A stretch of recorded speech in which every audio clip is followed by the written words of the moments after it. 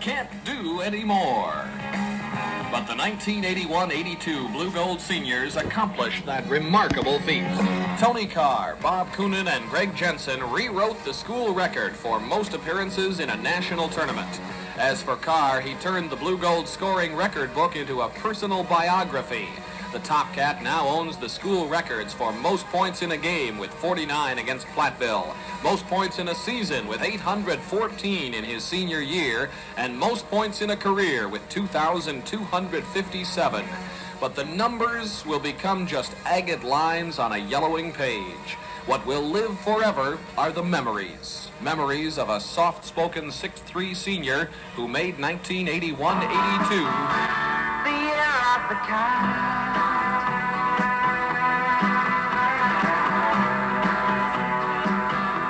Off to Tony Carr, swapped away. Carr got it back, drives baseline, skies and scores! 67-58. Duckworth, a bank shot, no good. DiBenedetto lobs it late to the court. Here goes Tony Carr. He curls it up and in. A whip-around move, 15-footer perfect. Oh, the Top Cat going to town now. Levon kept the live ball and hit the Carr for a solo play. Here goes the cat. He jams it in. Tony Carr rams one home. Lobs it finally, and it's tipped by Carr and stolen 2-on-1. Tony Carr goes all the way and curls it in. 21 for Carr. And Bequiles from the sideline. Rebound to Bob Coonan. He stayed with it. Long baseball pass ahead to Carr. Tony goes all the way and jams it in. Carr jams it home. Drury will go to the line with 15 seconds left. It'll be the veteran, Ken Russell. At the line, he's done it all tonight. Leading scorer for the Panthers. And an 81% free throw shooter. The left-hander at the line, and his first one is good. 69-68 Drury. With 15 seconds on the clock. Russell with another one coming, and he missed it. The rebound to Keisha of the Blugolds. The outlet to Carr with 11 seconds left. In the front court, Tony drives all the way, curls it in! With 5 seconds left, and the Panthers call time with 4 seconds left. And Tony will have a chance to do it right here with a free throw. The TV cameras are poised. Everyone is poised. Tony just 7 for 19 from the floor tonight, has had an off night, but he will do what the crowd came to see right here if he hits this free throw. The Top Cat hits the free throw and is now the all-time career scoring leader in the history of UW-Eau Claire basketball. Tony Carr, we lead by 1. Mr. Carr, how did you feel when Tony told you for the first time that he had decided to come to Eau Claire? Well, it's kind of like this. I kind of wanted to see him go where he would be happy at, you know. And I kind of left it up to Tony. So I said, if you want to go to Eau Claire, fine with me, you know. So he was talking to some bigger schools, you know, but they seemed like they was kind of giving him the runaround, you know. So I think he made a good choice.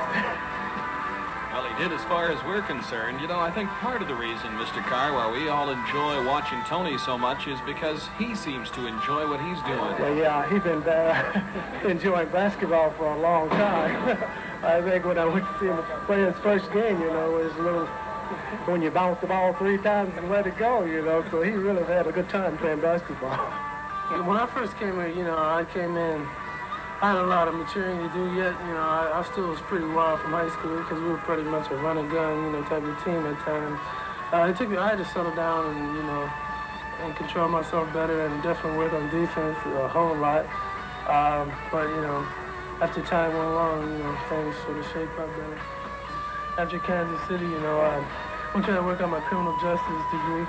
And, you know, as far as playing ball after college, you know, if I'm lucky enough to get a chance, you know, I'll give it a 110%, but, you know, that's dreamland. After that, you never know.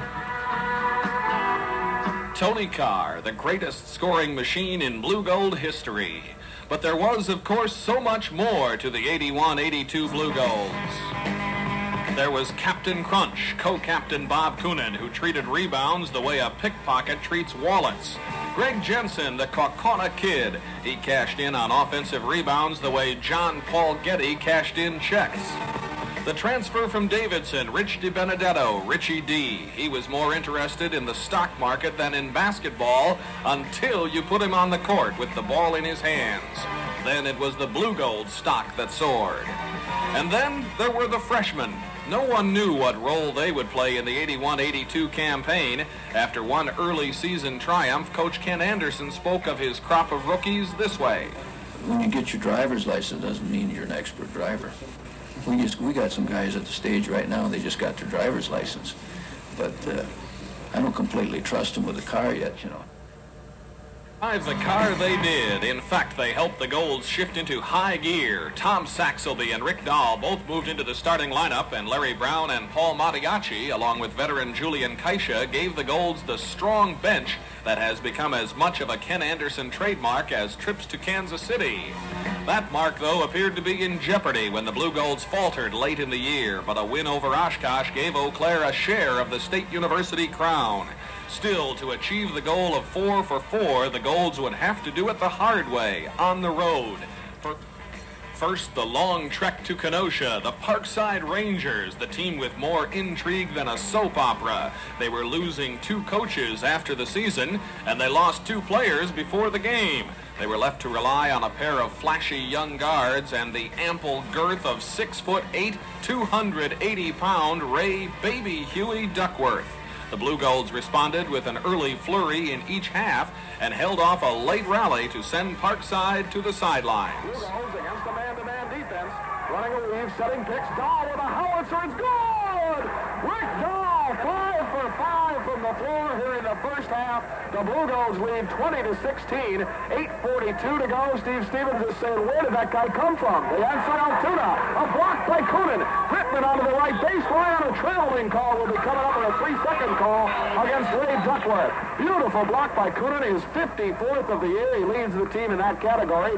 The Blugolds up by 4 and own the basketball with 8:30 to go in the first half. Saxelby quickly into the front court. Saxelby a 360 spin leap and later even out in.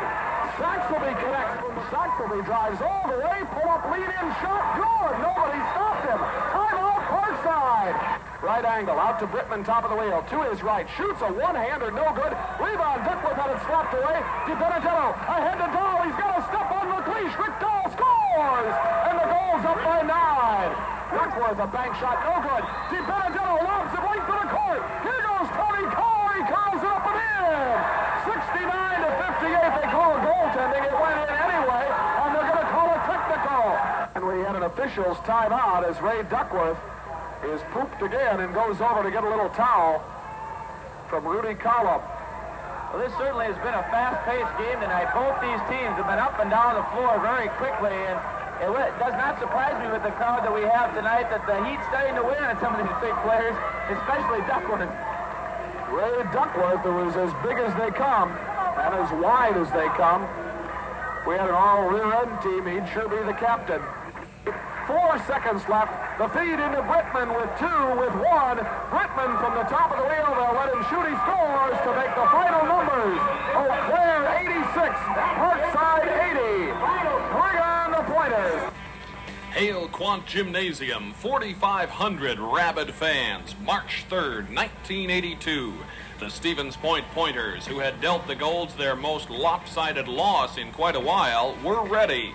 But so were the Golds, who took a 14-point first-half lead and again held off a furious rally to earn their 4th straight trip to Kansas City.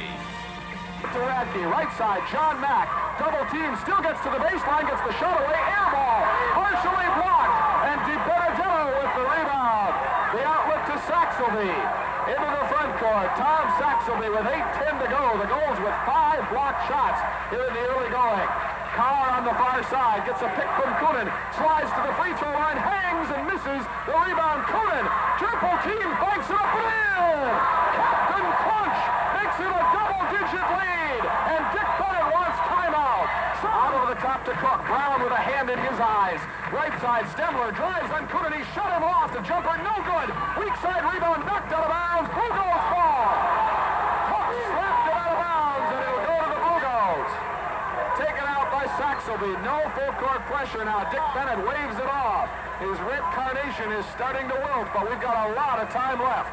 2:48 to go in the first half. We're up by 12. Mariachi hounding him is Radke. Out to Saxelby between the circles. To his right, Saxelby around back. One-hander, yes! Tom Saxelby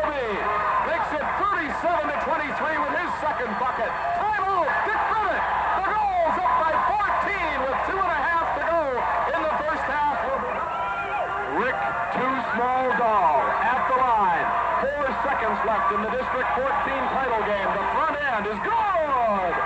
That'll do it. The Blugolds are Kansas City bound. 70-66. Rick Dahl, what a story he's been in these two championship games. The second one is no good. It doesn't matter. 3 seconds. 2. Saxony with a steal. Drives the length of the court. There's the hole, and we're going back. 4 for Kunin, Carr, and Jensen. I thought our young guards did a good job running the show, and our seniors showed good leadership. And overall, it was just rewarding to see how well these guys have come in the last 3 weeks. Ken, what type of representative will this team be? Well, I told them that, we all feel good about this team right now, and you never know what's going to happen down there. But I told them that if we go to Parkside and beat Parkside and, on Stevens' last game down there, and then come up here and beat a team that actually took good care of us, about 3-4 weeks ago, I said we will be a good representative. Crosby J. Kemper Arena in Kansas City. When you see it again every year, sprawled across the stockyards, it always seems like an old girlfriend. Warm memories come flooding back of happy times. And then you remember that for the last 3 years, she's wound up running off with your worst enemy. The Blugolds learned their first-round opponent, Mary College of Bismarck, North Dakota. Fans asked, if we get by them, do we get Susie in the second round? But the Marauders, like St. Mary's the year before, gave Ken Anderson's crew all it could handle and led by 1 with just 15 seconds left. It was then that a young man who had missed the front end of back-to-back 1-and-1s took the shot heard round the Chippewa Valley. 73-72, Mary College. 15 seconds left as Mariachi heads up court. Mariachi top of the wheel against the zone. Gets it right side to Rick Dahl. Dahl drives, puts it up. He hit it with 4 seconds left. Time out, Mary College. Rick Dahl drills in a 15-footer from the right corner, and the Blugolds have a 1-point lead. The narrow victory propelled the Golds into the second round against St. Thomas Aquinas of New York. District 32 representatives traditionally had had as much success in national tournaments as Harold Stassen has had in national politics. But the Spartans had advanced to the second round and tried to run their way past the Blugolds. Instead, they got run over, like so many others, by a Carr, Tony Carr, who had 41 points in the 91-77 win and got plenty of support. Dahl, left angle to Jensen. Jensen in the middle. Richie D to the hoop. Jams it home. Right angle. Rick Dahl from section G, and he hits it. 21-16 from the three-point line again. Dahl away from 12 is off the back heel. The rebound kept alive. Dahl hit the Carr for a solo flight. Here goes the cat. He jams it in. Saxelby got it into Kunin. Turns and goes and throws it in. Captain Crunch with a power move to the hoop. Tom Saxelby, left angle. Out to Dahl. Dahl pulls, fires, and hits. And the Blugolds will take a double-digit lead into the locker room. Saxelby reels around. Elmendorf goes all the way and lays it in. Left corner to Cooney. Out left angle down the bounce. He tipped away. Stolen by Kunin. Fast break. Kunin and Richie D. Here goes the Benedetto. He jams it home. A gold rush with the big guys leading the way. And a timeout called by Dave Passenger of the Spartans. And Bequiles from the sideline. Rebound to Bob Kunin. He stayed with it. Long baseball pass ahead to Carr. Tony goes all the way and jams it in. Carr jams it home. He now has 37, and the Golds are up by 14. And Rick Dahl takes the inbounds. Alley-oop feed to Larry Brown under the hoop. Banks it home. Edgar's finest comes up with a hoop, and it's 8. To his left, Paul Mariachi off to Jensen for a buddy. Beautiful feed from Mariachi, and the Blugolds are over the 90 mark. 2 seconds, 1. Brad Hoffman wanted a shot, he didn't get it. Oh, and it went in! It doesn't count. Doggone it. The Blugolds, though, with a big win in round 2 of the national tournament. The saga of the 81-82 Blugolds was ended the next night by the eventual champions, South Carolina Spartanburg, 76-64. It marked the third year in a row Eau Claire had bowed out at KC at the hands of the eventual winners. But the accomplishments of Carr, Coonan, and Jensen, 4 straight appearances at the NAIA National Tournament, is a feat that can never be surpassed. 4 for 4. You can't do any more.